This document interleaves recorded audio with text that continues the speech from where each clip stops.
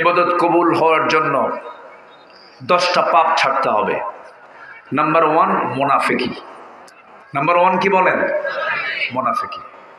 প্রিয় ভাইয়ের আমার, আমাকে নির্বাচিত করলে মদিনার সনদে দেশ চালাবো। কইছে না? আস্তে বলে নাই, বলে নাই, বলে নাই। দেশ চালাইছে মদিনার সনদে।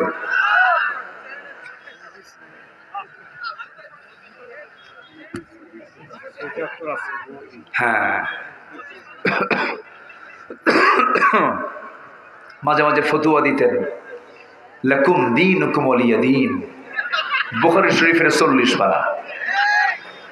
এবং আরেকজন ফতুয়া দিলেন একদিন, আগামীকাল ঈদুল আজহার জানাজা নামাজ, ঠিক কিনা? ওরা আলেমদেরকে চরম চরম শুধু জুলুম না, মহা জুলুমের মধ্যে ফেলেছিল। আল্লামা সাঈদী একটা অহংকার আমাদের, তাকে কে না ভালোবাসে বলেন?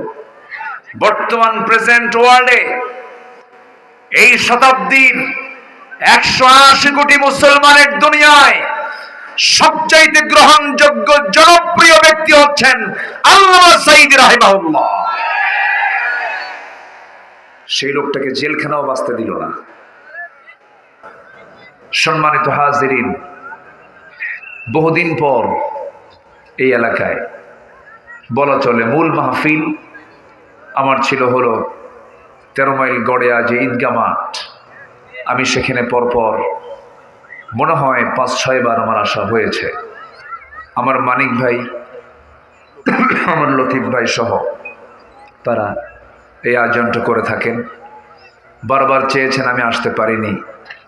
আল্লাহ তাআলা আবারও আমাকে নিয়ে এসেছেন, আপনিও আসতে পেরেছেন। তবে এতদিন এসেছি হলো বিপরীত স্রোতে, আজকে এসেছি আমরা অনুকূল স্রোতে। বলি আলহামদুলিল্লাহ। আগে কিরামুন কাতিবিন বসে থাকতো। কারা বসে থাকতো? কিরামুন কাতিবিন বসে থেকে হুজুর কি ওয়াজ করে, কোন কোন ভুলগুলো ধরা যায়, থানায় কেমনে লিস্ট নেওয়া যায়, এরকম কিছু কিছু বদমাইশ কুচক্রান্তকারী দীর্ঘ 16 বছর আলেমদের পিছনে লেগে ষড়যন্ত্র করেছে। কিন্তু আজ তারা কোথায়? আজকে তারা কোথায়? অসম্ভবকে সম্ভব করার ক্ষমতা কার? আল্লাহ তাআলা।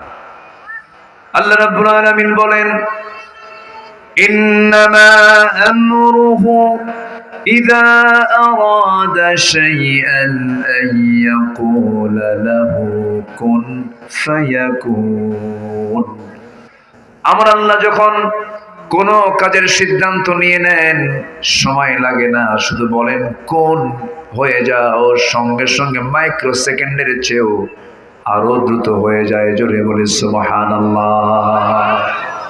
এমন ক্ষমতা কার? এমন ক্ষমতা কার? 1 বছরও যায়নি, 1 বছরও পূর্ণ হয়নি, নতুন এমপি গোটা দেশে 300 আসনে, সব সেট আপ শেষ। কিন্তু কি যে হলো, 5 আগস্টের বিকালবেলা গণভবনে টাইম পাওয়া গেল মাত্র 45 মিনিট। কি জানেন না আপনারা? জানেন না? এগুলো আল্লাহর সাহায্য। কুফর দিয়ে শাসন চলে, জুলুম দিয়ে শাসন চলে না। আয়না ঘর বানালে টিকবে না তো। সম্মানিত ভাইয়েরা, সম্মানিত বন্ধুগণ, এই পৃথিবীতে ফেরাউন টিকতে পারে নাই। ফেরাউন তার ক্ষমতাকে পাকাপোক্ত করার জন্য মার পেট চিরে ছেলে সন্তান বের করে জবাহ করেছে। নমরুদ ক্ষমতাকে পাকাপোক্ত করার জন্য ইব্রাহিম আলাইহিস সালামকে একজন নবী জ্বলন্ত আগুনে নিক্ষেপ করেছে।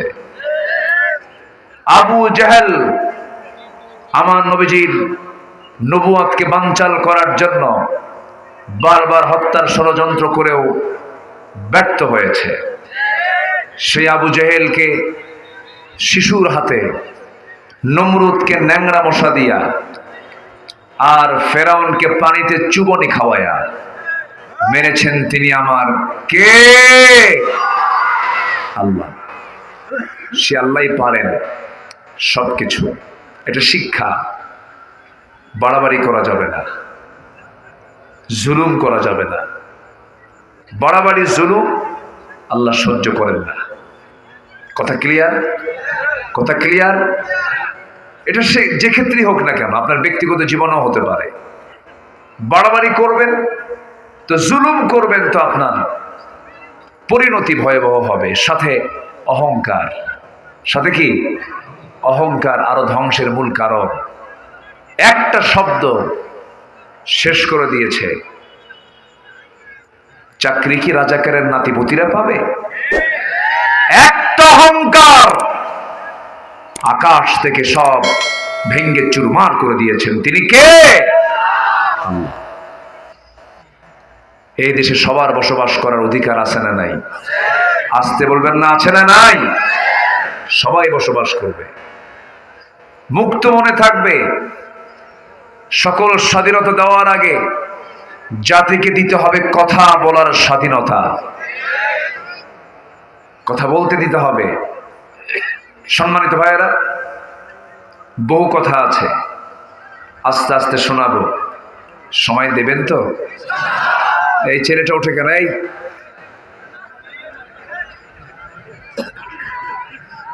ওঠা যাবে না তো? আমি 9টায় মঞ্চে ওঠার জন্য প্রস্তুতি নিচ্ছিলাম। আমার মানিক ভাই অনেক চেষ্টা করেছেন, কিন্তু ঠেলে ঠেলে আরো 1 ঘন্টা দেরি হলো। আর না ঠেললে যে আরো কত দেরি হতো আল্লাহ জানে।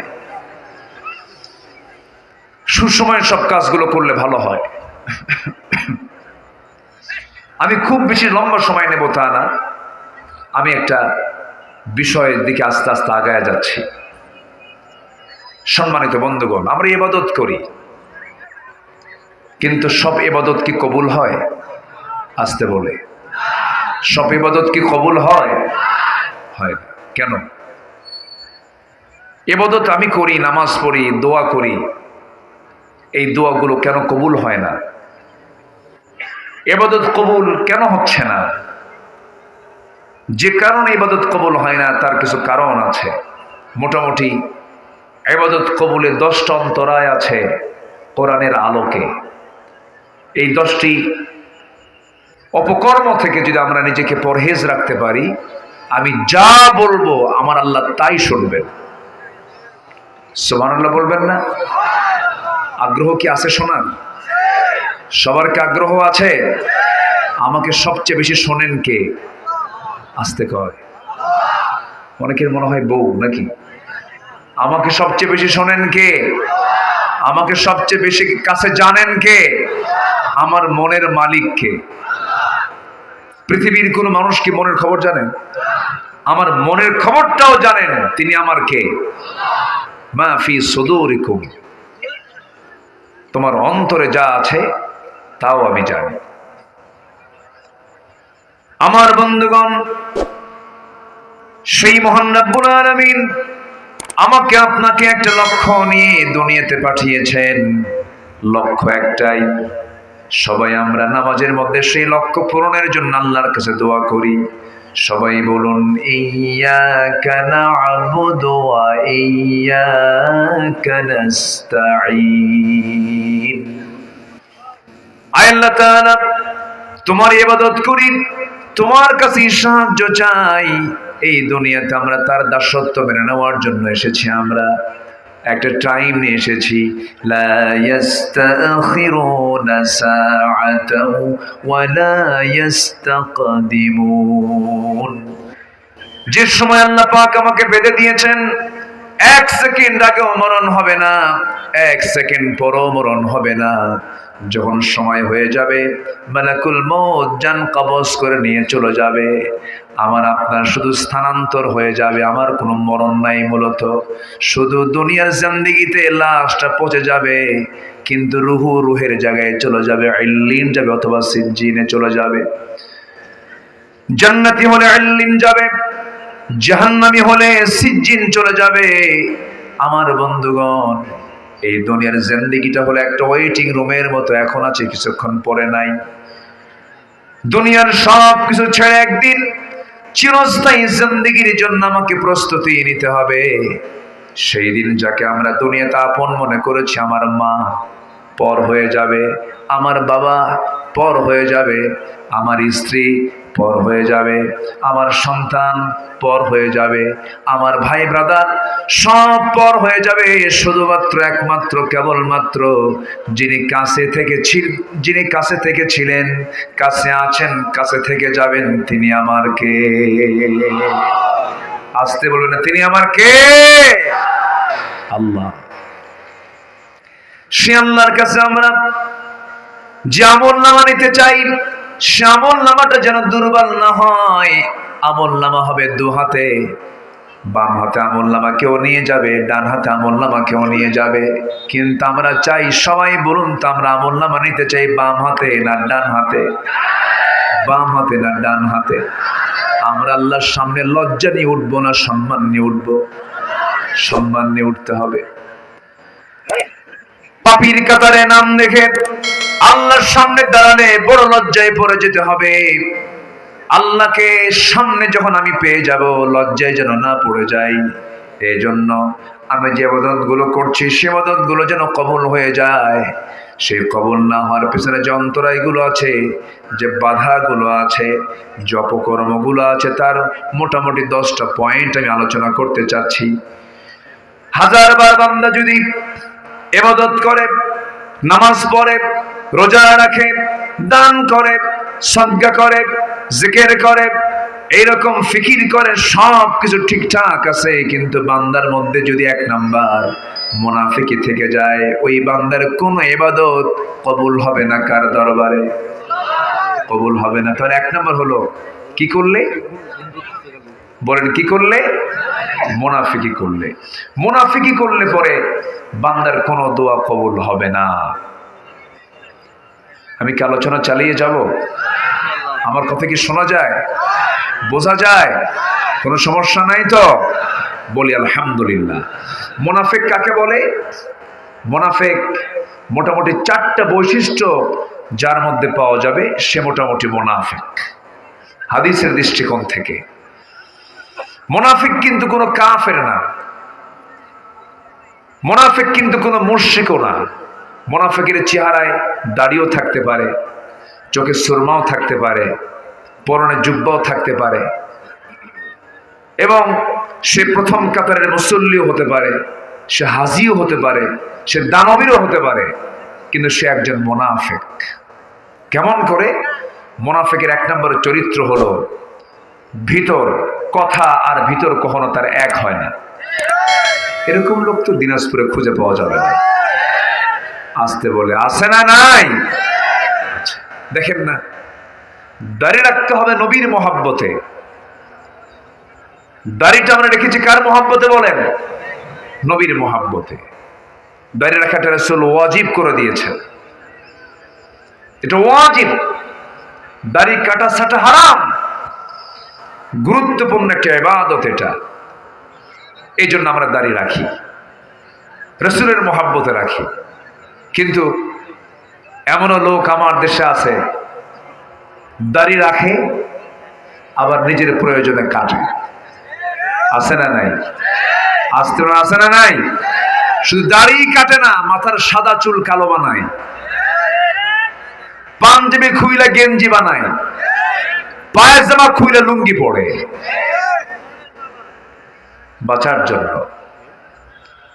লক্ষ লক্ষ কোটি টাকা লোপাট হলো, ব্যাংক ঘড়ি লুট হলো, হলমার্ক শেয়ার বাজারে কেলেঙ্কারি, সব কিছু করেও বিপুল সম্পদের পাহাড়ের মালিক হয়েও লাভ তো হলো না। শেষে উনি সাজলেন হলো সবজি বিক্রেতা। তা তো কাজ হলো না। নৌকায় চললেন, সাথে বন্ধু আইনমন্ত্রী ছিলেন, দুজন মিলে যাচ্ছিল কোথাও কোন দিক দিয়ে কেমন করে পালানো যায়। কোস্টগার্ড আইনমন্ত্রীকে ধরে ফেলছে, ধরে ফেলে বলছে, স্যার চিনে ফেলছে, এখন কোনো উপায় নাই, চলুন আমাদের সাথে। আইনমন্ত্রীকে, আমি কি একা আসছি? আমি তো জামাতের সাথে আসছি। জামাতের সাথে মানে আপনি কার সাথে আসছেন? কই যে বসে আছে, চিনি না তো আমরা। লোকটা কে ভালো করে দেখো, ওটাই দরবেশ। এখান থেকে একটা শিক্ষা আছে, শিক্ষাটা হলো যারা জালিম তারা জালিমকেও ছাড়ে না, কিন্তু ইমানদার আরো অপর ইমানদার ভাইয়ের জীবন রক্ষার জন্য জীবন দিতে রাজি আছে, তবু অপর ভাইয়ের কষ্ট হতে রাজি নয়। সম্মানিত ভাইয়েরা, সম্মানিত বন্ধুগণ, গত 2 বছর আগে 116 জন আলেমের তালিকা করেছিল এক বদমাইশ, নাম তার শামসুদ্দিন মানিক, বিচারপতি। এই মানিকের চেহারায় আমি কোনোদিন হাসি পাই নাই। হাসি কি জিনিস আমি ওর চেহারা দেখি নাই। যারা হাসে না ওদের বউরা যে কেমনে সংসার করে বুঝে আসে না আমার। যার স্বামী হাসবে না, আমি নিশ্চিত তার বউ মনে মনে কবে এই মরবে কোন দিন, বেঁচে যায়। হাসি ছাড়া সংসার হয়? হাসি ছাড়া তো সংসার হয় না।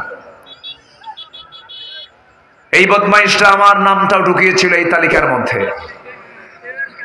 সে আলেমদের তালিকা করেছিল, সে ভাবে নাই কি নিয়ে আমরা নাচানাচি করছি, কোন আগুন নিয়ে আমরা খেলছি। আলেমদের রক্ত বড় বিষাক্ত, আল্লাহ ছাড়েন নাই। সে পালানোর জন্য আবার দাড়ি রাখা শুরু করলো। তার দাড়ি ছিল না, একজন কাটলো আরেকজন রাখলো।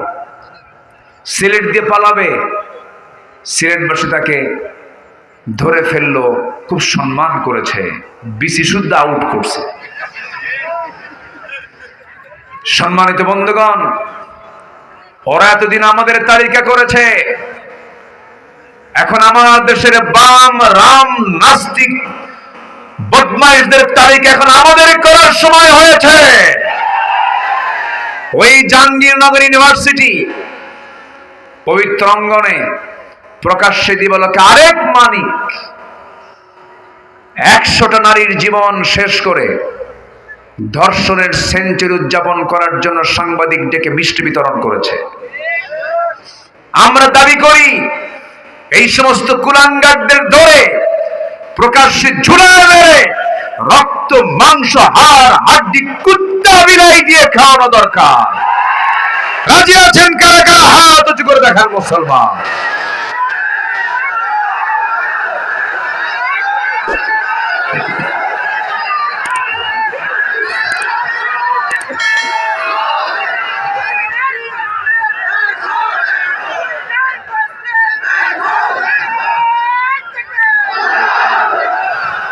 আল্লাহ কবুল করুন, জোরে বলে আমিন। একজনকে উপদেষ্টা বানানো হয়েছে, বিতর্কিত ব্যক্তি সে। তার বউ দিয়ে সে নাটক বানায়, বউয়ের কামাই খায় নাটক বানায়। যুবকরা ছাত্র বৈষম্য বিরোধী আন্দোলনের যে সন্তানগুলো আমাদের জন্য তাজা রক্ত বিলিয়ে দিয়েছে, ওই রক্তের সঙ্গে আমরা প্রতারণা দেখতে চাই না, ঠিক কিনা বলেন?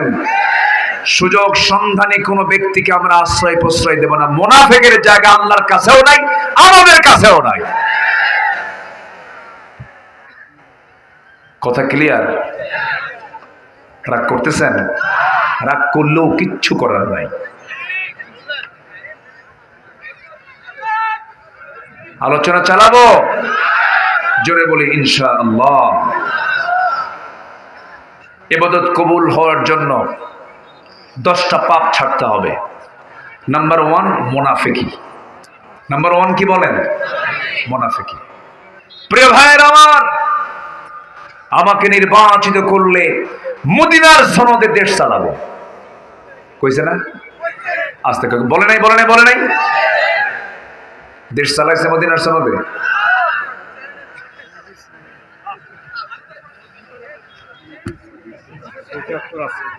হ্যাঁ, মাঝে মাঝে ফতুয়া দিতেন, লাকুম দীনুকুম ওয়ালিয়া দীন, বুখারী শরীফের 40 পারা। এবং আরেকজন ফতুয়া দিলেন একদিন, আগামীকাল ঈদুল আজহার জানাজা নামাজ, ঠিক কিনা?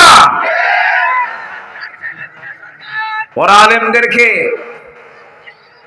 চরম চরম শুধু জুলুম না, মহা জুলুমের মধ্যে ফেলেছিল। আল্লামা সাঈদী একটা অহংকার আমাদের, তাকে কে না ভালোবাসে বলেন? বর্তমান প্রেজেন্ট ওয়ার্ল্ডে এই শতাব্দীর 180 কোটি মুসলমানের দুনিয়ায় সবচাইতে গ্রহণযোগ্য জনপ্রিয় ব্যক্তি হচ্ছেন আল্লামা সাঈদী রাহিমাহুল্লাহ। সেই লোকটাকে জেলখানাও বাঁচতে দিল না, জোর করে ধরে। সুস্থ মানুষ, ওনাকে বলা হলো চলেন। কেন?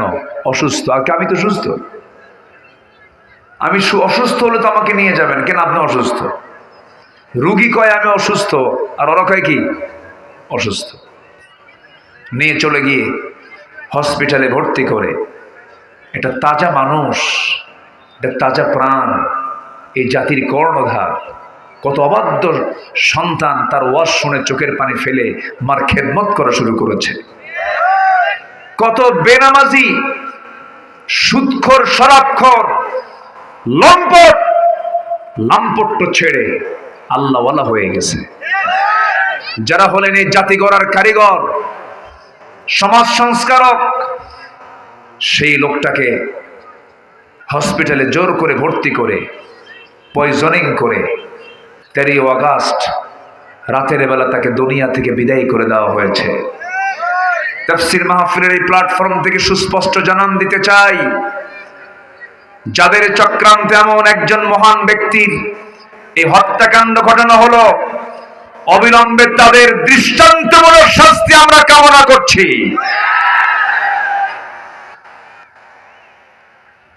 হত্যার বিচার অবশ্যই হওয়ার দরকার আছে না নাই? আসতে বলবেন না, আছে না নাই? আমার নবীকে হত্যার বিচারে মাফ করেছেন না বিচার করেছেন? অনেক কথা বলতে গেলে তো বিভিন্ন লাইনে চলে যাবে। আমি তো এক রাত পাইছি, আমি আমার লাইনে বেশি দূর যাব না, আমি আমার সঠিক গন্তব্যের দিকে আস্তে আস্তে চলে যাচ্ছি। ইবাদত কবুল হবে 10টা অপকর্ম ছাড়লে। 1 নাম্বার কি বলেন তো? মুনাফিকি। মুনাফিকরা সত্য বলে না মিথ্যা বলে? বলেন, সত্য বলে না মিথ্যা বলে? মিথ্যা বলে, সব দিকেই বলে। যখন নির্বাচন আসে তখন মাথায় পট্টি বাঁধে, নির্বাচন যখন চলে যায়, দুর্গা পূজা আসলে তখন মাথায় তিলক লাগায়। আছে না নাই? এই চরিত্রগুলো হলো কাদের? আসতে বলবেন না, কাদের? দুর্গা পূজা শুধু হিন্দুদের পূজা নয়, দুর্গা পূজা নাকি গোটা বাঙালি জাতির উৎসব না। হিন্দু ভাইদের আমি সম্মান করি, তার ধর্ম আছে, উনি ওনার ধর্ম পালন করুন, ইসলাম কোনোদিন বাধা দেবে না। মুসলমান মুসলমানের দিন পালন করবে, তাদের কোনো মূর্তিকে ইসলাম গালি দেবে না, তাদের মন্দির ইসলাম পাহারা দিতে বলেছে, অন্য কোনো ধর্মকে গালি দিতে মানা করেছে। কোন প্রকার উস্কানি, কোন প্রকার তাদের বিরুদ্ধে কোনো উচ্চ বাচ্য করতে ইসলাম সম্পূর্ণ মানা করে দিয়েছে। কিন্তু এর মানে মুসলমান কখনো বলতে পারে না দুর্গা পূজা মুসলমানদের একটি উৎসব না। মুসলমানদের উৎসব হলো ঈদ উল ফিতর, ঈদ উল আজহা, জুমার নামাজ, ঠিক কিনা? আসতে বলে জোরে বলেন, ঠিক কিনা? মুসলমানদের উৎসব 365 দিনের প্রত্যেকটা দিনই উৎসব। আল্লাহু আকবার। কত অভিনয় করে আমরা কথাগুলো শুনলাম, কত অভিনয় আমরা দেখলাম, কত কান্না আমরা দেখলাম। লাশ, আমার সন্তান, আমার ছাত্রদের লাশ গুম করে, হত্যা করে চোখের পানি ফেলার অভিনয় আমরা দেখতে পেয়েছি, ঠিক কিনা? অনেক কিছু আমরা দেখেছি। আমরা এমন দেশকে আমরা দেখতে চাই না। আমরা আগামীর দেশ দেখতে চাই, 53 বছরের 25 বছর এক দল দেশ চালিয়েছেন, 16 বছর আরেকজন চালিয়েছেন, 9 বছর আরেকজন চালিয়েছেন, কেয়ারটেকার গভর্নমেন্ট কিছু চালিয়েছেন। সবাই মুসলমান পরিবারের সন্তান ছিলেন, কেউ কোরআন দিয়ে দেশ চালায় নাই। আমরা এবার দেখতে চাই আগামীর দেশ হবে কোরআনের দেশ। রাজি আছেন কারা কারা? হাত উঁচু করে দেখান মুসলমান।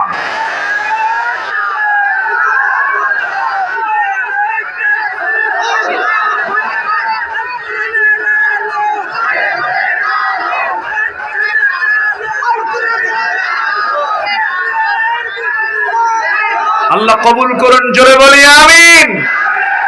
কোরআন কার? আসতে বলবেন না, কার? দোহাই লাগে, প্লিজ মন খারাপ করবেন না। আমরা বাঁচতে আসি নাই, আমরা মরে কার সামনে হাজির হব? ফাঁকিবাজি আল্লাহর সঙ্গে করলে হবে না, আল্লাহ ধরে ফেলবেন। আল্লাহ বলবেন তুই মুনাফিক। তুই কি মুনাফিক? আমার বন্ধুগণ, মুনাফিকের দোয়া আল্লাহ রাব্বুল আলামিন কবুল করেন না। মুনাফিককে আল্লাহ রাব্বুল আলামিন কখনো ক্ষমা করতে পারবেন না। কাফেরের জাহান্নাম যত মারাত্মক হবে, মুনাফিকের জাহান্নাম তার চাইতে বেশি বড় মারাত্মক হয়ে যাবে। মুনাফিককে আল্লাহ রাব্বুল আলামিন জাহান্নামের তলদেশে রেখে দিবেন। মুনাফিক ইসলামের জন্য সবচেয়ে বড় ক্ষতিকর। আমার নবীজির বদর যুদ্ধ, উহুদ যুদ্ধ, খন্দক যুদ্ধ সহ সব যুদ্ধে উস্কানিদাতা হলো মুনাফিকের বাচ্চারা। ইসলামের সবচেয়ে বড় ক্ষতি যুগে যুগে করেছে মুনাফিকের বাচ্চারা। এখনো আছে না নাই বলেন? আসতে বলবেন না, আছে না নাই? আচ্ছা, মুনাফিকি চাল চালা যাবে না। মুনাফিকি করলে পরে তার জন্য জান্নাত হারাম হয়ে যাবে, তার নামাজ কবুল হবে না, কোনো ইবাদত কবুল হবে না। আমার নবীজির সময় একজন মুনাফিক ছিল, নবীজির জীবদ্দশায় ইন্তেকাল হয়ে গেল। নবীজির কানে সংবাদ চলে এলো মুনাফিকের একজন সন্তান ছিল, ভালো সাহাবী। আমি কি দোয়া করে দেব নাকি? তো এরকম করে ওঠা বসা হয় কেন? ওই যে ওঠা বসা হচ্ছে, এটা কেমন কথা? আপনি উঠবেন, আপনার হাঁটুতে আরেকজনের মুখ লাগবে। এত মানুষ, এত বরকত জায়গা আপনি পাবেন কোথায়? আপনি কি জানেন এই জায়গাটা এখন কি অবস্থা হয়ে আছে? অসংখ্য ফেরেশতা এখানে পাহারা দিচ্ছে এবং দোয়া করতেছে, আল্লাহ সব বান্দার সব গুনাহ মাফ করে দাও। আপনি কি ভাবতেছেন এটা? আপনি এটা সাধারণ জনসভা না, কোরআন। কোরআন পৃথিবীর সব ডিস্ট্রয় হবে, কোরআন থেকে যাবে। যেরকম আল্লাহু আকবার, সেই কোরআনের বৈঠক চলছে। এখানে ইচ্ছা হলো বসলাম, উঠলাম না। আমরা আমাদের শেষ কাজ দোয়ার মধ্য দিয়ে শেষ করব। জোরে বলি ইনশাআল্লাহ, আরো জোরে বলি ইনশাআল্লাহ। মাইকওয়ালা আওয়াজ একটু বাড়ায় দেন, একটু আওয়াজ বাড়ান। আমার দিকে তাকান। আমার নবীজির জীবদ্দশায় এক মুনাফিক ইন্তেকাল হলো, তার মৃত্যু হলো। নবীজির কানে সংবাদ এলো। মুনাফিকের সন্তান একজন ছিলেন ভালো সাহাবী, তিনি এসে কাঁদলেন। বাপ মরলে তো কান্না আসবেই, আসবে না? খারাপ হলেও কি কান্না হবে না? হবে। কেঁদে কেঁদে বলছেন, ইয়া রাসূলুল্লাহ, আমার বাবা জঘন্য মানুষ ছিল আমি যা জানি, কিন্তু আমার বাপ তো একটু মায়া দয়া হয়। হুজুর, আমি আপনার কাছে আসছি, আমার বাবার জন্য যদি কাফনের কাপড়টা সংগ্রহ করে দিতেন। কি কাফনের কাপড় নিবা? হুজুর, আপনার গায়ের একটা জুব্বা যদি দিতেন। আমার নবীজি গায়ের জুব্বাটা বলার কারণে দিয়ে দিলেন, যাও তুমি আমার সাহাবী, যখন চাচ্ছ তোমাকে দিয়ে দিলাম। বাবার গায়ে গোসল করায়া আমার নবীর পরনের একটা জুব্বা তার গায়ের মধ্যে বরকতের জন্য দিয়ে দেওয়া হলো। কিন্তু লোকটা মুনাফিক। কি বলেন? মুনাফিক। নবীর গায়ের জুব্বার বরকত আছে না নাই? আছে। আমার নবীজি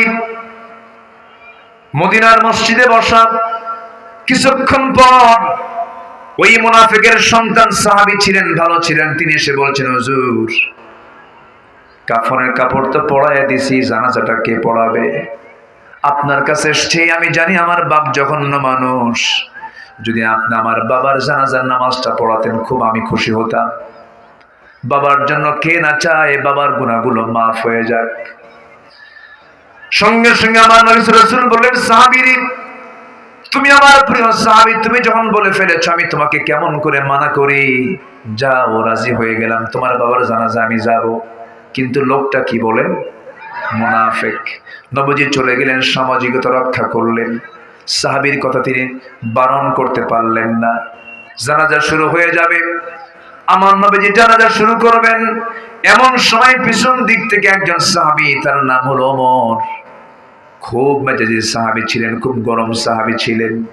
মাঝে মাঝে মনে হয় বর্তমান দুনিয়াতে একটা ওমরও যদি আসতো, ইসরায়েলের এই ইহুদির বাচ্চাগুলোকে সঙ্গে সঙ্গে খতম করে দেওয়া যেত। ওমর কি দাপট ছিল তার! অর্ধ দুনিয়া শাসন করেছেন, সামনেও প্রোটোকল লাগে না, পিছনেও প্রোটোকল লাগে না, একা একা চলতেন। উটের পিঠে চড়ে যাচ্ছেন ভৃত্যকে সাথে নিয়ে, ভৃত্য আর উনি, একটা উট। মাঝে মাঝে লাগাম ধরে খলিফা, আবার মাঝে মাঝে লাগাম ধরে ভৃত্য, সমানভাবে, কেউ যেন কষ্ট না পায়। চলে গেছেন তিনি বিশাল লম্বা সফরে। সেই লম্বা সফরে যাওয়ার সময়, ওই সময় প্যালেস্টাইন সফরের সময়, ওই দেশের নেতৃবৃন্দ যখন দেখলো ঘোড়ার উটের পিঠে বসে আছে, ওটাই বুঝি ওমর, কিন্তু উটের পিঠে সেই সময় বসেছিল হলো ভৃত্য, আর লাগাম ধরে আছে ওমর। আল্লাহু আকবার বলেন, আল্লাহু আকবার বলেন। সবাই ওয়েলকাম জানাচ্ছে ওমর মনে করে ওই ভৃত্যকে। উনি বলছে, আমি তো ওমর না, সিরিয়ালে আমি পড়ে গেছি, এখন বসে থাকা, লাগাম ধরে টানতেছেন হচ্ছে ওমর। এই সাম্যতার মূর্ত প্রতীক, এই সাম্যতা দেখে সবার চোখে পানি চলে এসে সবাই বলল, আর কি থাকা যায়? আমরা পড়লাম লা ইলাহা ইল্লাল্লাহ। কোন প্রোটোকল লাগতো না, কাউকে লাগতো না। কেন? উনি জানতেন যে আমি শুধু শাসক নই, আমি শুধু রাষ্ট্রের সম্রাট নই, আমি হলাম মানুষের মনোজগতের সম্রাট। আমি মানুষের মনকে জয় করতে পেরেছি, এই জন্য তার কোনো প্রোটোকল লাগতো না। আর এখন আতিপাতি ছোটখাটো নেতা হলে সামনে 50 মোটর সাইকেল, পিছনে 50 মোটর সাইকেল, কি আছে না নাই? আসতে বলবেন না, আছে না নাই? সাইয়েদনা ওমর ফারুক তার ছিলেন না। নাম শুনছেন তো ওমরের নাকি? নাম শুনেন নাই? কয় নাম্বার খলিফা? আসল কয় নাম্বার? 2 নাম্বার। খুব দামি একজন সাহাবী ছিলেন। ইনি একদিন কাঁদতেছেন, কেঁদে কেঁদে বলছেন, মনে হয় আমি ঠিক না, আমি মনে হয় মুনাফিক হয়ে গেছি। চিন্তা করেন কত দামি সাহাবী। এই কথা বলেই হুযায়ফা নামে একজন সাহাবী ছিলেন, যার হাতে আমার নবীর পক্ষ থেকে দেওয়া মুনাফিকের তালিকা ছিল। ওই তালিকা যার কাছে ছিল তার কাছে গিয়ে বলছে, ভাই হুযায়ফা, দেখো তো ওই তালিকার নামটা দেখো, ওই তালিকার মধ্যে আমার মনে হয় আমি ওমর, আমার নামটা মনে হয় আছে। সঙ্গে সঙ্গে সাহাবী বলছেন, কি বলেন ভাইজান, ওমর আপনার নাম কেন থাকবে? রাসূল তা আপনার শানে বলেছেন, ওমর জান্নাতি, আপনি জাহান্নামের বাসিন্দা কখনো হবেন না, আপনি জান্নাতি, দুনিয়াতে খেতাব পেয়ে গেছেন। ওমর ফারুক বলছেন, আমার মাঝে মাঝে সন্দেহ হয় আমি বুঝি মুনাফিকদের কাতারে চলে গেলাম কিনা। ওই সমস্ত সাহাবীদের ভিতরে যদি এমন দূর চিন্তা যদি লালন হয়, আমার বন্ধুগণ, আমরা জীবনে মিথ্যা কথা বলেছি কিনা বলেন, ওয়াদা ভঙ্গ করেছি না কিনা বলেন। এরপরে ওয়াদা ভঙ্গ করা, আমানতের খেয়ানত করা, মুখ থেকে বেফাঁস কথা বলা, এই সমস্ত আচরণ যার মধ্যে থাকবে সে হলো মুনাফিক, বলেছেন মুহাম্মদ সাল্লাল্লাহু আলাইহি ওয়াসাল্লাম। এখন বলেন, আমরা কি নিরাপদ না আমরাও বিপদ?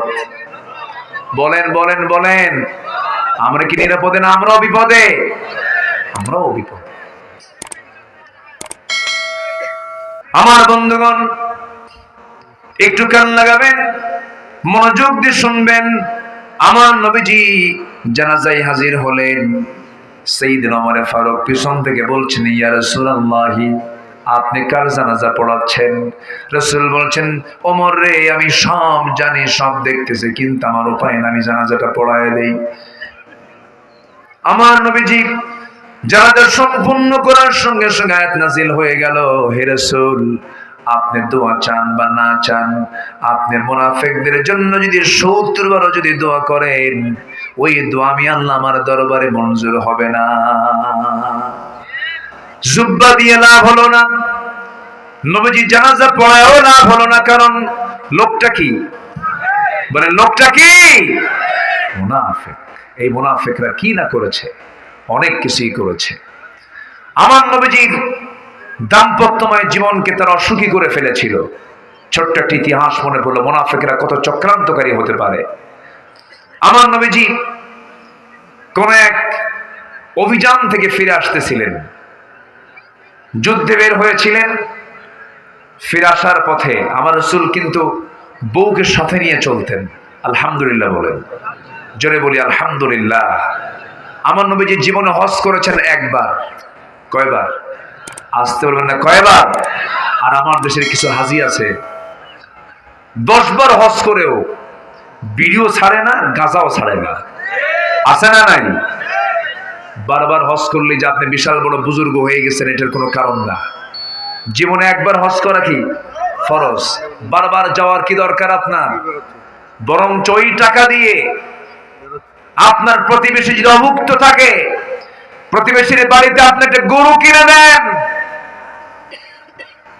আপনার জন্য বিশাল নাজাতের কারণ হয়ে যাবে। চলে গেলেন? বসেন বসেন, সামনের কাতার থেকে গেলে হয়। আমার ভাইজান খুব ভালো মানুষ, বগুড়ার জামাই, আমার হোম ডিস্ট্রিক্ট আবার বগুড়া, তো এই জন্য অধিকারে আমি তাকে বসায় দিলাম। একটু বসে, আমরা একসঙ্গে এখান থেকে বিদায় নেব। জোরে বলি ইনশাআল্লাহ। খুব বেশি লম্বা সময় আমি নিচ্ছি না, 10টা পয়েন্ট চলতেছে। কয় নাম্বার? এখনো আছে কয়টা? নুরু, ওয়াজ কি শেষ না শুরু? একটু নিয়ত করেন, নিয়তটা একটু শক্ত করেন, দেখবেন যা আর উঠতে মন চাবে না। বলি আলহামদুলিল্লাহ। কত সময় কত দিকে চলে যায়। ভাইজান কষ্ট দিয়ে ফেললাম না তো? জি, সম্মানিত ভাইয়েরা, আমার নবীজি জীবনে হজ করেছেন কয়বার? আর আমার দেশে বারবার হজকারী হাজি আছে না নাই? গাঁজা খায়। কি খায়? গাঁজা খায়। পর্দা নাই, বউটাকে হাফ লেডি অর্ধলগ্ন করে, হাজি সাহেব বউটাকে অর্ধলগ্ন নোংরা পোশাক পরায় গোটা শহর ঘুরে বেড়ায়। আছে না নাই? কিছু পুরুষ আছে সুন্দরী বউকে পর পুরুষকে দেখাতে খুব পছন্দ করে। আছে না এরকম কিছু লম্পট? আছে না? আছে না? নিজের বউ মানুষকে দেখায়, আবার বলে দেখো তো বউটা আমার কেমন বেশ সুন্দর না। এরকম আছে না নাই? আছে না নাই?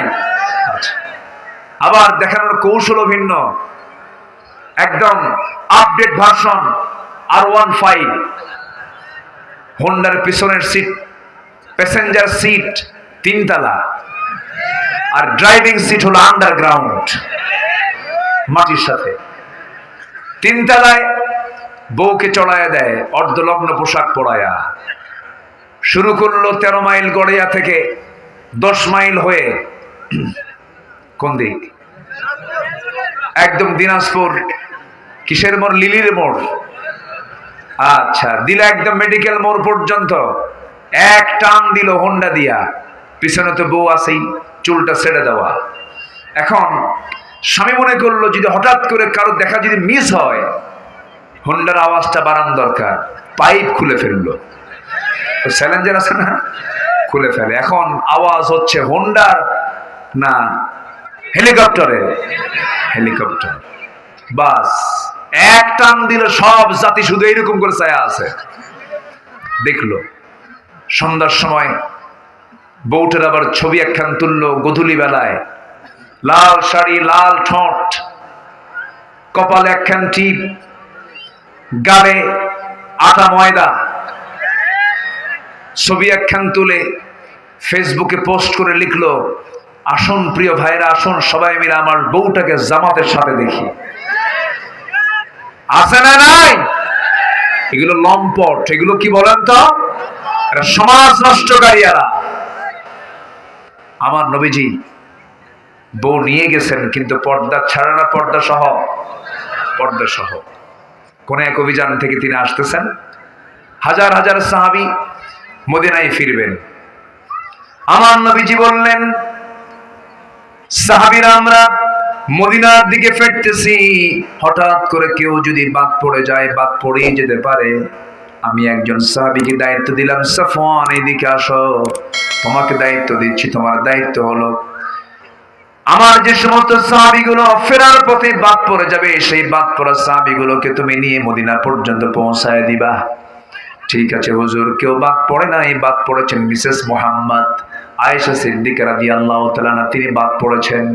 বাদ পড়ার কারণ হলো, হেতু হলো, তিনি হঠাৎ করে রাস্তার মাঝে বলে ফেললেন, আমার পেশাবের চাপ এসেছে, আমার প্রকৃতির চাপ এসেছে, আমাকে নামায় দাও উটের পিঠ থেকে। দোলনা ছিল, সে হাওদা ছিল, হাওদা সহ তাকে নামায় দেওয়া হলো। হাওদা থেকে নেমে তিনি আড়ালে চলে গেলেন, শৌচকার্য করলেন। তিনি আসতে দেরি করেছেন। যে দায়িত্বপ্রাপ্ত সাহাবী মনে করেছেন আম্মা জান আয়েশা বুঝি হাওদার মধ্যে আছেন। এত চিকন ছিলেন যে থাকলেও যে ওজন, না থাকলে সে ওজন। মিস পড়ে গেছেন তিনি, উনি আছেন বলে মনে করে সাহাবী করলেন কি, দায়িত্ব প্রাপ্ত সাহাবী করলেন কি, হাওদাটা ফাঁকা হাওদা, উটের পিঠে উঠায় দিলেন। সব চলে গেছে, কেউ আর নাই। আম্মা জান আয়েশা শেষে দেখেন সব চলে গেছে। কাপড়টা দিয়া, ওড়নাটা দিয়া ঠেকে তিনি আস্তে করে বসে পড়লেন। দায়িত্বপ্রাপ্ত সাহাবী দূর থেকে দেখে বলছেন, আমি আপনাকে চিনতে পেরেছি, আপনি আম্মা জান আয়েশা। কোনো চিন্তা করবেন না, আপনাকে সঙ্গে করে নিয়া মদিনা পর্যন্ত পৌঁছে দেওয়ার দায়িত্ব রাসূল আমাকে দিয়েছেন। নিরাপদে আমি আপনাকে পৌঁছায় দেব। নিরাপদে পৌঁছায় দিলেন। নবীর ঘরে যেতে না যেতেই মুনাফিকদের কানে কানে সংবাদ চলে গেছে। মুনাফিকরা বলতেছে, তোমরা কি জানো গত রাত্রে আবু বকরের কন্যা আয়েশা, নবীর বউ আয়েশা, গত রাত্রে একজন পরপুরুষ সাফওয়ানের সঙ্গে গোটা রাত ঘোড়ার পিঠে চড়ে চড়ে এসেছে। আয়েশার সতীত্ব নষ্ট হয়ে গেছে, চরিত্রহীনা হয়ে গেছে। যেরকম নাউজুবিল্লাহ। এগুলো কাদের কাজ? আস্তে করে, কাদের কাজ? এইগুলো লোক তো নাই আমার দেশে। আসতে বলবেন না, আছে না? নাই। ওয়াজগুলো কি এগুলো করা দরকার? একটু আমার ভাইয়েরা মনোযোগ দিয়ে শুনুন। শেষ পর্যন্ত কি হলো, নবীর কানে যখন সংবাদ চলে গেছে এমন জাতীয় কথা, আমার নবীজি শুনে তার মনটা খারাপ হলো। আমার নবীজি বলছেন, আয়েশা রে, কি যেন শুনলাম, মনটা আমার খারাপ হয়ে গেল। আমার মনে হয় এই মুহূর্তে তোমার এই জায়গায় না থেকে তোমার বাবার বাড়ি চলে যাওয়া উচিত। একটা নারীর যখন বিয়ে হয়ে যায় তার জন্য আসল বাড়ি হলো বাবার বাড়ি না স্বামীর বাড়ি? বলেন বলেন। স্বামীর মুখ থেকে যখন এই জাতীয় কথা তিনি শুনলেন, যেন তিনি আকাশ ভেঙে পড়ে গেলেন। চোখের পানিতে গাল ভিজে যায়, আর বলছেন, ইয়া রাসূলুল্লাহ, আপনি আমাকে বলেছেন, আমি তো যেতে বাধ্য হচ্ছি। আমি চলে গেলাম আমার মার বাড়ি, আমার বাবার বাড়ি। তবে একটা কথা বলি ইয়া রাসূলুল্লাহ, যে বিয়ের সিদ্ধান্ত এই পৃথিবীর কেউ দেয় নাই, আমার বিয়ের সিদ্ধান্ত এসেছে আসমান থেকে। আল্লাহ আমাকে অর্ডার করেছেন আপনাকে বিয়ে করার জন্য। আমাকে সে আল্লাহর কাছে আমি বিচার দিয়ে দিলাম, আল্লাহ আমার ফয়সালা করে দিবেন। জোরে কোন সুবহানাল্লাহ। দিন শেষে আমার সবচেয়ে আপন কে? আসতে বলবেন না, আপন কে? যদি কোনো বান্দা যদি আল্লাহকে অভিভাবক মনে করে, আল্লাহকে যদি একমাত্র যদি মনে করে আমার আল্লাহ একমাত্র অভিভাবক, তাহলে আল্লাহর কসম করে বলি এই পৃথিবীতে তার কোনো প্রকার বিপদ হবে না। জোরে কোন সুবহানাল্লাহ। আমার বন্ধুগণ, শেষ পর্যন্ত কি হলো, নবীজি বলে দিলেন যাও। আম্মা জান আয়েশা রওনা দিলেন। এখান থেকে একটা বিষয় ক্লিয়ার, আমার নবীজি গায়েব জানতেন না। রাসূল যদি গায়েব জানতেন বলতেন, আয়েশা সব ভুয়া কথা, মিথ্যা কথা, আমি জানি, কিচ্ছু হয় নাই। কিন্তু রাসূল কিন্তু তা বললেন না, কারণ রাসূল সত্য কোনটা মিথ্যা কোনটা তিনি জানতেন না। কারণ সত্য মিথ্যা সব কিছু জানার তিনি মালিক, তিনি কে? আর আমার দেশের পীর সাহেবরা গায়েব জানে। পীর সাহেবরা কি জানে? গায়েব জানে। বাচ্চা হয় না, এসে বলে বাবা বাচ্চা তো হয় না, চুপ মেরে থাকে। এই কি মানে মুখ শুধু নড়ায়। এই করতে করতে হঠাৎ করে একটা আওয়াজ দেয়, যা। কি কথা কি বুঝতেছেন? মানে ওই বোঝালো যে আমি একটা কিছু পাইছি। কিচ্ছু না, ১.৫ হাতের লাঠির বাড়ি খাইলে সব ঠিক হয়ে যাবে। ঠিক কিনা? যত মাজার দেশে আছে সব রোড লাইনে, একটাও ট্রেন লাইনে নাই। সব খবর আমরা জানি। যে সমস্ত মাজারে সেজদা হয় পিটাইয়া সোজা করা দরকার ওগুলোকে। আর যে ভণ্ড তার মুরিদ কর্তৃক সেজদা গ্রহণ করে ঠ্যাং ভাঙ্গা সোজা করা দরকার। শিরকের গন্ধ যেখানে আছে সেখানে আমরা তার টিকে থাকতে দেব। আমাকে অনেকে বলে পীর ধরা কি, আমি কি চোর ধরা কি?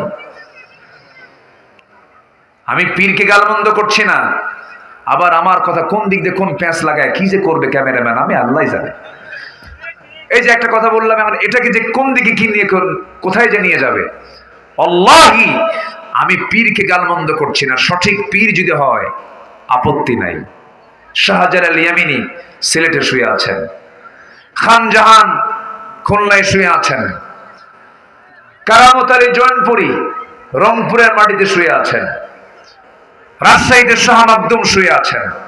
অবশ্যই তারা আল্লাহওয়ালা ছিলেন, কোনো সন্দেহ নাই। কিন্তু শাহজালাল কি করেছেন? রাজা গৌর গোবিন্দকে পরাজিত করে গোটা সিলেটকে ইসলামের বিজয়ের পতাকা উড্ডীন করেছে। আল্লাহু আকবার বলেন। রাজা পৃথ্বীরাজকে পরাজিত করে আজমিরে শুয়ে আছেন আওলাদ রাসূল খাজা মুঈনুদ্দিন চিশতি রাহমাতুল্লাহ আলাইহি। রাজা পৃথ্বীরাজকে পরাজিত করে গোটা ভারতবর্ষে কালেমার পতাকা উড্ডীন করেছেন তারা। তারা হচ্ছেন পীর। আর এরা গাঁজা খেতে খেতে সিট হয়ে পড়ে থাকে। আছে না নাই? আচ্ছা, আল্লাহ তুমি এই সমস্ত বন্ড থেকে আমাদেরকে হেফাজত করো, জোরে বলি আমিন। আম্মা জান আয়েশা এখন স্বামীর ঘরে না বাবার ঘরে? বলেন, স্বামীর ঘরে না বাবার ঘরে? বাবার ঘরে। বড় চিন্তার বিষয়, বড় চিন্তার বিষয়।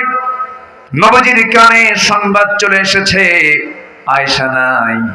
নবীজি রাতের বেলা ঘুমাতে যান, ঘুমাতে পারেন না, হাতটা আগায় দেন, আয়েশা নাই, বুকটা খান খান হয়ে যায়।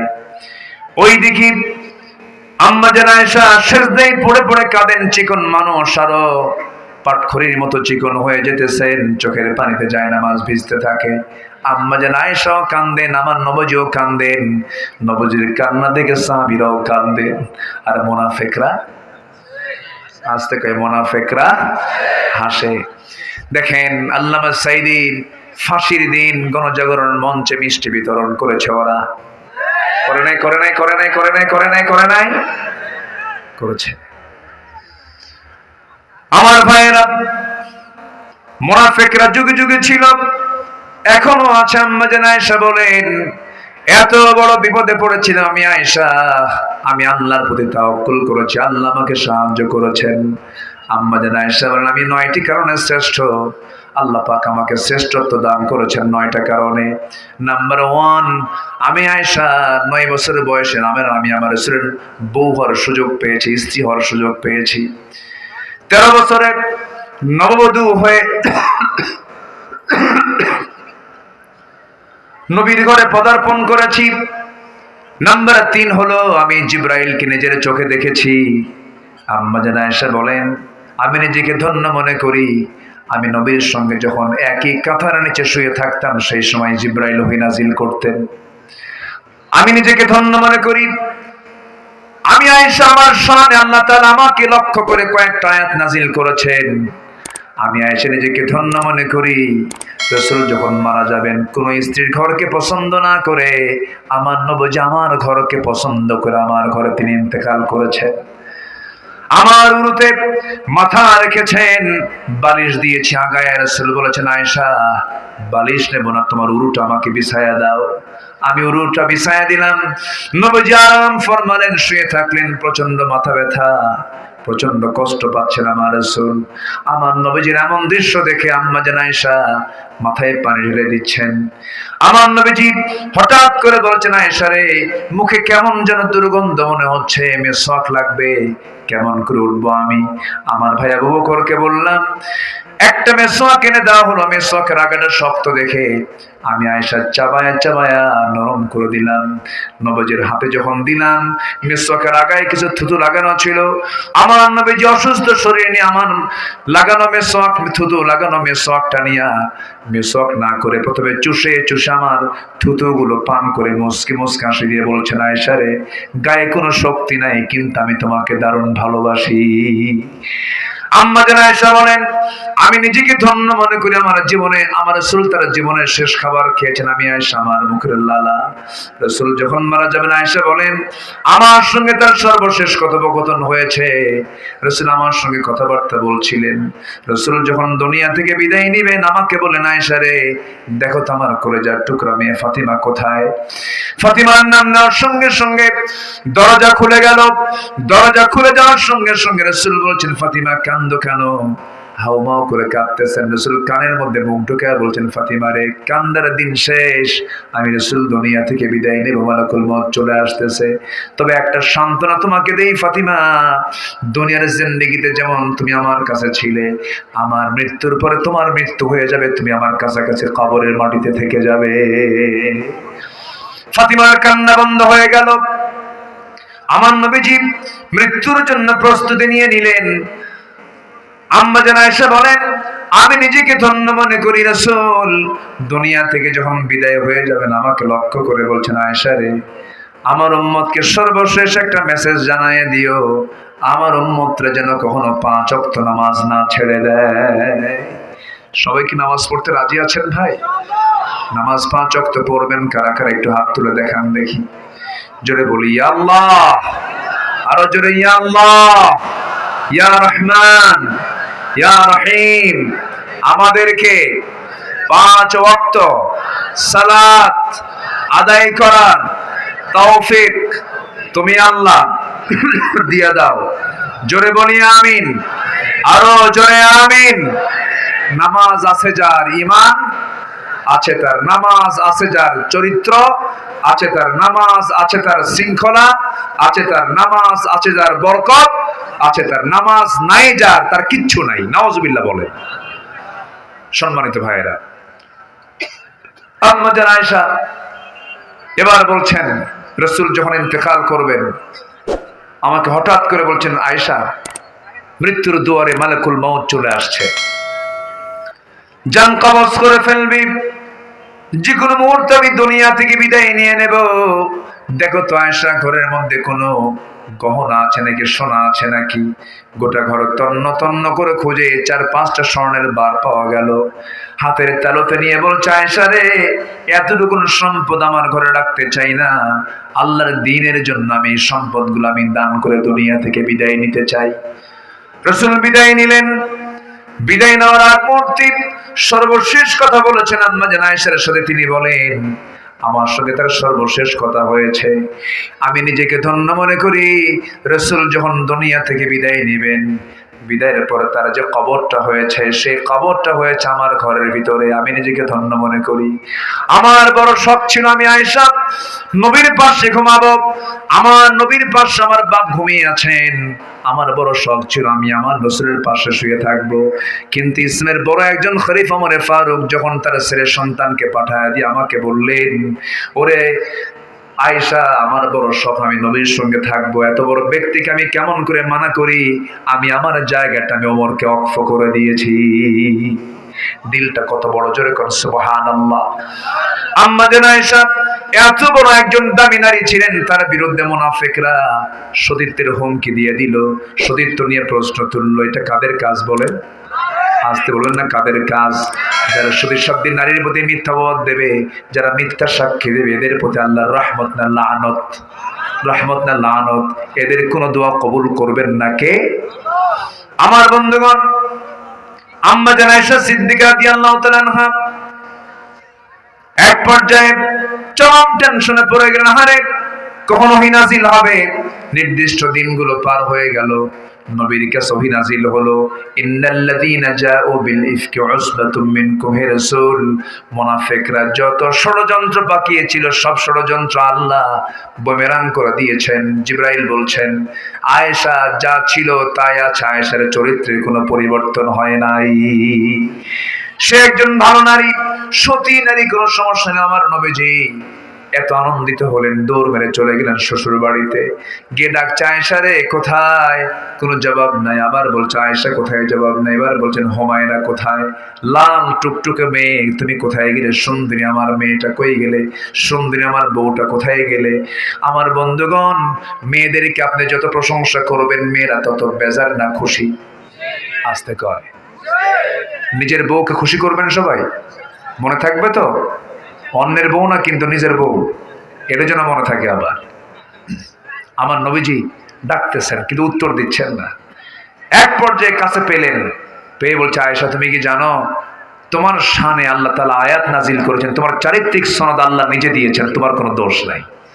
আম্মা জান আয়েশা বলছেন, আমি ইব্রাহিমের আল্লাহর প্রশংসা করি। কার আল্লাহ? চলে গেছেন ইব্রাহিমের দিকে। রাসূল বলছেন, আয়েশা তোমার রাগ কিন্তু এখনো আছে। কেন? তুমি ইব্রাহিমের দিকে চলে গেছো। তাদের রাগটাও ছিল কত কন্ট্রোলের, কত শিক্ষামূলক, কত গুরুত্বপূর্ণ রাগ তারা করেছেন।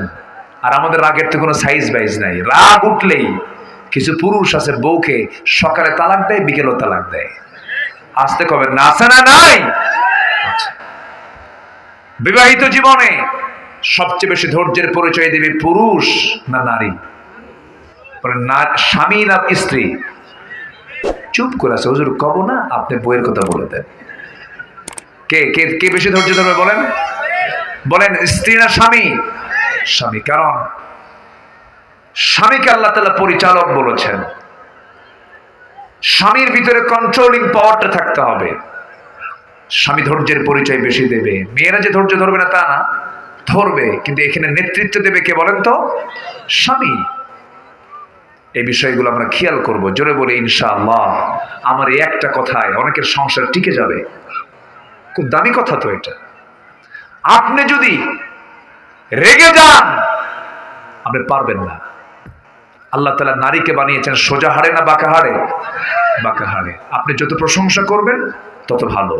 আপনার বউটা যদি কালো কুচকুচেও হয়, কখনো একটা বারের জন্য বলবেন না তুমি দেখতে অসুন্দর। আপনি শুধু বলবেন, এই পৃথিবীতে একমাত্র রানী তুমি আমারই, আমার চোখে তোমার চেয়ে সুন্দরী কোনো নারী পৃথিবীতে নাই। দারুণ খুশি, খুব খুশি হয়ে যাবে। এজন্য এই বিষয়গুলো শিক্ষণীয় শিখিয়েছেন মুহাম্মদ সাল্লাল্লাহু। কিন্তু আপনার নজর যদি খারাপ হয়, ওই যে ওই লোকের মতো এক যুবক বিয়ে করছে, বিয়ে করার 3 দিন পরে কান্দে, কান্দা কয়, কি বিয়ে করলাম, কি বিয়ে করলাম, আমার কি বিয়ে করালো? সুমনের বউ দেখতে এত সুন্দর, দেখেন নজর গেছে সুমনের বউয়ের দিকে। অন্যের বউয়ের দিকে নজর গেলে কি নিজের বউ সুন্দর থাকে? আস্তে নিজের বউ সুন্দর থাকে? নিজের বউকে যদি রাজরানী হিসেবে দেখতে চান, পৃথিবীর কোন নারীর দিকে আর নজর দেওয়া যাবে না। আমার মায়ের আমার এই ওয়াজে খুব খুশি। হুজুর ভালো করে কও। হ্যাঁ, কি বললো? আরো কিছু কব? খুব ভালো, বলি আলহামদুলিল্লাহ। কিন্তু আপনারা খুব নড়াচড়া করতেছেন। আল্লাহর কাছে আমার ইবাদত কবুল হওয়ার জন্য যে শর্ত, যে অপকর্মগুলো করলে কবুল হবে না কোন ইবাদত, মোট কয়টা বলেছি? বলেন কয়টা বলেছি? চলতেছে কয় নাম্বার? আরো আছে কয়টা? এখন বলেন, মাহফিল কি 1 রাত দরকার না 10 রাত দরকার? মানিক ভাই, আগামী থেকে 10 দিন ব্যাপী মাহফিল আছে তো? এবছর আমি নিয়েছি। যে মাহফিলটা চিটাগাং প্যারেড ময়দানে হতো চট্টগ্রামে, সেই চট্টগ্রামের প্যারেড ময়দানের মাহফিল এবছর অনুষ্ঠিত হচ্ছে, যেটা আল্লামা সাঈদী শুরু করেছিলেন। এবছর 16 বছর পর আবার সেই জায়গায় তাফসীর মাহফিল শুরু হচ্ছে, সেখানে আমি একজন অতিথি হিসেবে আছি। সম্মানিত ভাইয়েরা, তাহলে ইবাদত কবুল হতে হলে মুনাফিকি ছাড়তে হবে। সবাই রাজি আছেন তো? নামাজ কয় ওয়াক্ত পড়বো আমরা? 5 ওয়াক্ত। নাম্বার 2, নামাজের মধ্যে যাদের অলসতা থাকবে তাদের কোনো ইবাদত কবুল হবে। আল্লাহ রাব্বুল আলামিন বলেন, ফাওয়াইলুল লিল মুসাল্লিন আল্লাযীনা হুম আন সালাতিহিম সাহুন আল্লাযীনা হুম ইউরাউনা ওয়া ইয়ামনাউনাল মাউন। জোরে বলুন আল্লাহু আকবার। নাম্বার 3 হলো আল্লাহ এবং রাসূলের চরমবদ্ধতা এবং সীমালঙ্ঘন যারা করবে তাদের দোয়া কবুল হবে না। এই যে আমি আয়াতগুলো বলতেছি, বিরক্ত হচ্ছেন নাকি? আয়াত যত বেশি তেলাওয়াত হবে মাহফিল তত বরকতময় হবে। আল্লাহ রাব্বুল আলামিন বলছেন যারা আমার অবাধ্য হবে তাদের অবস্থা কি হবে? وَمَن يَعْصِ اللَّهَ وَرَسُولَهُ وَيَتَعَدَّ حُدُودَهُ يُدْخِلْهُ نَارًا خَالِدًا فِيهَا وَلَهُ عَذَابٌ مُهِينٌ। জোরে বলুন আল্লাহু আকবার। সূরা নিসা আয়াত নাম্বার 14, যেটা দিয়ে আমি তেলাওয়াত শুরু করেছি, যারা সীমা লঙ্ঘন করবে, অবাধ্যতা স্বীকার করবে আল্লাহ এবং রাসূলের, তাদের জন্য জাহান্নাম হবে অস্থায়ী না স্থায়ী।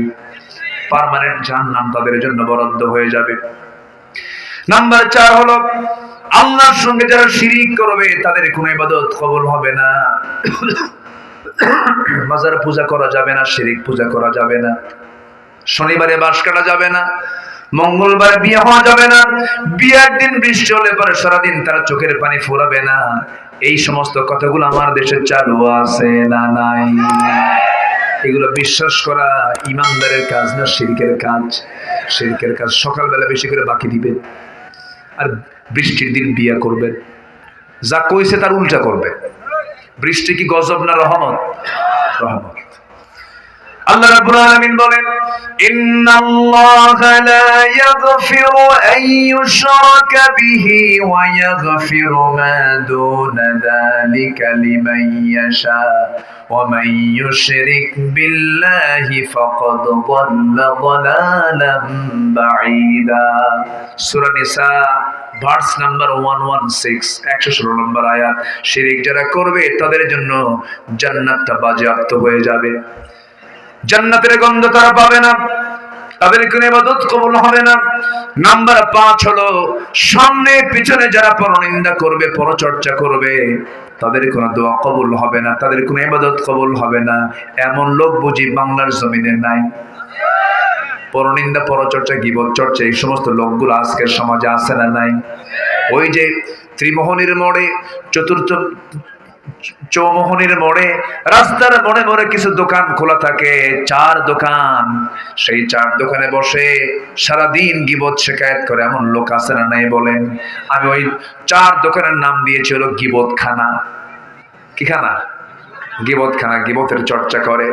আল্লাহ রাব্বুল আলামিন বলেন, যারা পারেন আওয়াজ দেওয়ার সঙ্গে ঠোঁট মিলিয়ে বলেন, ওয়াইলুল লিকুল্লি হুমাযাতিল লুমাযাতিনিল্লাযী জামা'a মালাহু ওয়া 'আদ্দাদাহ ইয়াহসাবু আন্না মালাহু আখলাদাহ কাল্লা লায়ুনবাযান্না ফিল হুতামাহ ওয়া মা আদরাকা মাল হুতামাহ নারুল্লাহিল মুকাদাতুল্লাতী তাত্তালি'ু আলাল আফইদাহ ইন্নাহা আলাইহিম মুসাদাহ ফি আমাদিম মুমাদ্দাদাহ। আল্লাহ রাব্বুল আলামিন বলেন, যারা সামনে পেছনে আড়ালে পরনিন্দা করে, পরচর্চা করে, তাদের ধ্বংস হয়ে যাক। তাদের কোনো ইবাদত কবুল হবে না কার দরবারে? আসতে বলবেন না, কার দরবারে? যদি পারি মানুষের গুণ দেখবো, আর যদি পারি নিজের দোষ দেখবো, নিজের দোষ দেখবো, পরের কি দেখবো? গুণটা দেখবো, আমি উপকৃত হয়ে যাব। নাম্বার 6 হলো আল্লাহকে যারা ভুলে থাকবে, আল্লাহ তাদেরকে ভুলে থাকবেন। ওয়ামান আ'রাদা আন যিকরি ফাইন্না লাহু মাঈশাতান দানকা ওয়া নাহশুরুহু ইয়াওমাল কিয়ামাতি আ'মা قال رب لم حشرتني أعمى وقد كنت بصيرا। জোরে বলুন আল্লাহু আকবার। আল্লাহকে যারা ভুলে থাকবে আল্লাহ তাদেরকে ভুলে যাবেন, তাদেরকে অন্ধ করে কিয়ামতের দিন তুলবেন। এই জন্য আমরা আল্লাহকে ভুলে থাকবো না, স্মরণ করব। বলেন বলেন বলেন, ভুলবো না, স্মরণ করব, স্মরণ করব। নাম্বার 7 হলো শয়তানের যারা পদাঙ্ক অনুসরণ করবে তারা আল্লাহর কোন ইবাদত তাদের দরবারে মঞ্জুর হবে না। শয়তানের পদাঙ্ক যেমন মদের বারে যাওয়া, জেনার কারবার করা, সুদের কারবার করে, এদিকে নামাজও পড়ে, এরকম কিছু লামপট্ট জীবন আছে না নাই? বলেন, আসতে বলবেন না, আছে না নাই? আল্লাহ রাব্বুল আলামিন বলছেন তাদের কোন ইবাদত আমার দরবারে মঞ্জুর হবে না। নাম্বার 8 হলো লোক দেখানো যারা ইবাদত করবে। দান করেছে 1 লাখ টাকা, নামটা বলে নাই, যে কালেকশন করছে তার মুখে নামটা আসে নাই, রাগের ঠেলায় বলে এত 1 লক্ষ টাকা দান করলাম, আমার নামটা নিলে না, জীবনের দান আমি তোমাদেরকে করব না।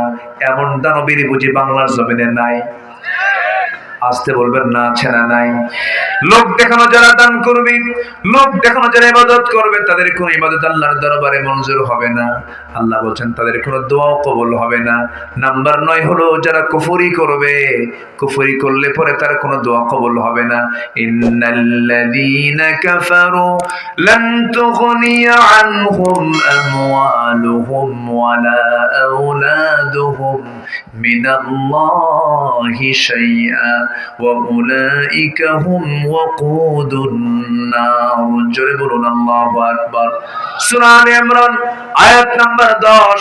যদি কোনো বান্দা যদি কুফরি করে তার কোনো কিছুই কাজে আসবে না, সন্তান সম্পদ কোনো কিছুই কাজে আসবে না। এই জন্য কুফরি করলে পরে কোনো দোয়া কবুল করবেন না কে? আল্লাহ তাআলা। সর্বশেষ হলো আল্লাহর সাথে মিথ্যা দৃঢ় অঙ্গীকার করে যারা অবজ্ঞার সঙ্গে তা ভঙ্গ করবে, আল্লাহর সঙ্গে যারা অঙ্গীকার ভঙ্গ করবে, আল্লাহ রাব্বুল আলামিন তাদের কোনো ইবাদত কবুল করবেন না। ওমিনহুম মান আহাদাল্লাহ, মানুষের মধ্যে এমন কিছু লোক আছে যারা আল্লাহর সঙ্গে অঙ্গীকার করার পরে সে অঙ্গীকার যারা ভঙ্গ করেছে, আল্লাহ বলছেন লানাকুনান্না মিনাস সালিহিন। জোরে বলুন আল্লাহু আকবার। আসুন আমরা এই 10টা অপকর্ম থেকে নিজেকে বাঁচায় রাখি। এই 10টা অপকর্ম থেকে বাঁচিয়ে রেখে যদি আমরা আল্লাহর কাছে চাই, দোয়া কবুল করবেন তিনি আমার কে? আল্লাহ কবুল করুন। জোরে বলি আমিন, আরো জোরে আমিন। অনেক রাত হয়েছে, আমি বুঝতে পারছি, আমি আর সময়টাকে ক্ষেপণ করব না।